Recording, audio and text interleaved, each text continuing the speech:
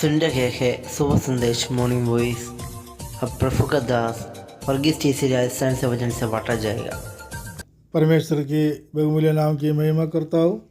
एक बार और सुबह संदेश कार्यक्रम में हम सबको स्वागत करते हैं। आइए आज के विचार के लिए निकालेंगे नीति वचन 3 अध्याय की 9वीं और 10वीं आयत।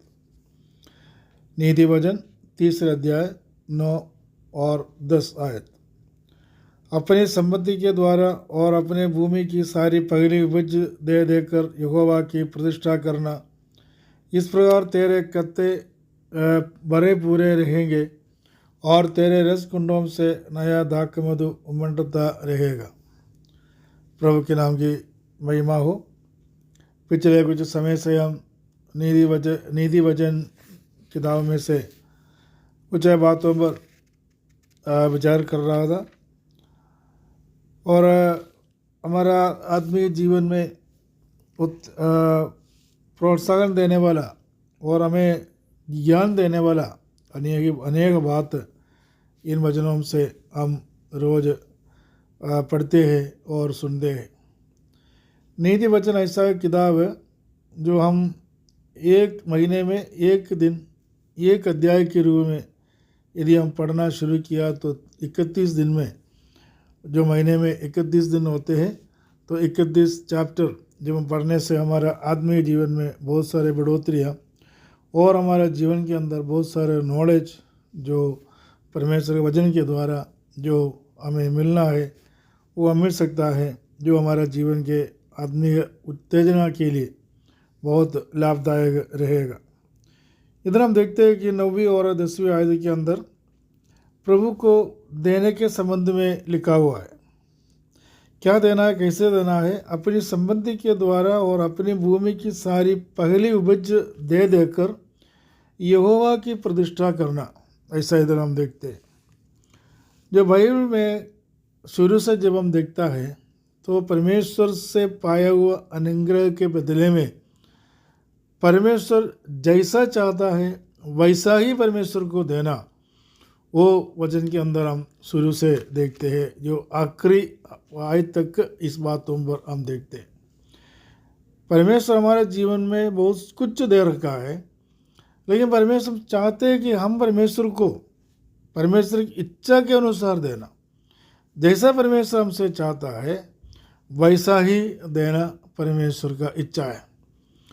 और इसके खिलाफ जो यदि कोई देना चाहता है या नहीं देता है, वो उनके लिए अनुग्रह के बदले में श्राप के रूप में हम वचन में से देखते हैं। एक विश्वासियों के लिए कभी भी श्राप की वचन नहीं, लेकिन परमेश्वर का वचन अनुग्रह का वचन होता है। ये एक विश्वासियों के लिए बहुत ज़रूरी है। अपनी संपत्ति जो हमारे पास जो है वो परमेश्वर का देना है, दान है जो परमेश्वर हमको दिया है। और पहली उपज जो है वो यहोवा के लिए देना। जो कुछ हमारे जीवन के अंदर जो प्राप्त होती है, जो मिलते हैं, उसकी जो पहली हिस्सा जो परमेश्वर का है, तो परमेश्वर वचन में ही लिखा हुआ है पहलौठा परमेश्वर का है। और परमेश्वर के देने के संबंध में वचन में हम कई जगह में हम देखते हैं। और कैसे है उसकी 2 कुरिन्थियों की पत्री 8वें और 9वीं अध्याय जब हम पढ़ता है तो परमेश्वर को देने के संबंध में लिखा हुआ है। कई लोग सोचते हैं कि केवल दशमांश परमेश्वर को देना है, लेकिन वो नया नियम विश्वासियों के लिए दशमांश नहीं, लेकिन नया नियम विश्वासियों के लिए परमेश्वर जैसा जैसा हमसे चाहता है वही कंडीशन दिया हुआ है कि जो हमको देना है। दशमांश पुराना नियमों का जो आज्ञा होता, तो नया नियम में दशमांश नहीं है। 100 में से 100% परमेश्वर का है। सब कुछ परमेश्वर का है। जो हमारा जीवन में जो कुछ है वो परमेश्वर का है। हमारे इसमें कोई हिस्सा नहीं है। पुराना नियमों में यदि 10 हिस्सा परमेश्वर का देना है, 90 हिस्सा हमारा हो, तो नया नियम में 100 में से 100 ही परमेश्वर का है। इसलिए हमारा जीवन को प्रभु के हाथों में 100% हम समर्पण करते हैं और हमारे जीवन में जो कुछ है वो परमेश्वर के लिए हम समर्पित करते हैं। इसलिए कि जो कुछ है वो हम परमेश्वर का है। हमारे लिए संसार में कुछ भी नहीं है, ऐसा हम वचन में से समझते हैं। हम दूसरा कोरिन्थियों की पत्री 8 और 9 अध्याय के अंदर परमेश्वर के को देने के संबंध में लिखा हुआ है। जब हम 9 अध्याय की 6 से 8 तक जब हम पढ़ता है तो वहाँ हम हमारा इच्छा के अनुसार और परमेश्वर की जो आज्ञाओं के अनुसार देने के संबंध में लिखा हुआ है। जब हम दूसरा कोरिन्थी 9 अध्याय की 10 से 15 आयत तक जब पढ़ता है तो वहाँ हम देखते हैं कि 5 एडवांटेज जो इसका प्रभु को देने से हमारे जीवन के अंदर मिलने वाला 5 फल के बारे में लिखा हुआ है।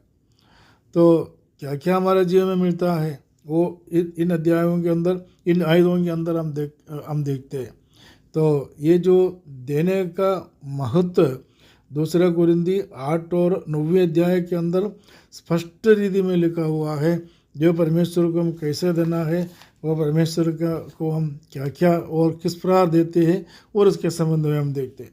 जब हम वापस आए उसी नीति वचन में, उसकी 9 अध्याय की 10वीं आयत, इधर हम देखते हैं, इस प्रकार तेरे कत्ते भरे पूरे रहेंगे और तेरे रस कुंडों से नया दाख मधु उमंडता रहेगा।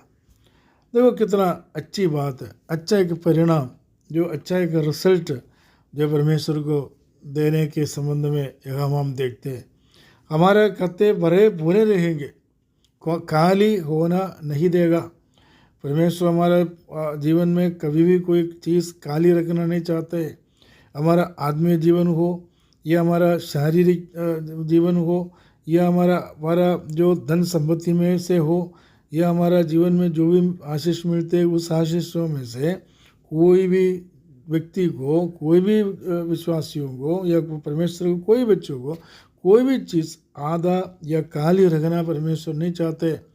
लेकिन पूर्ण रीति, पूरा सब कुछ जो हमारा भरा हुआ एक अवस्था परमेश्वर हमसे चाहते हैं।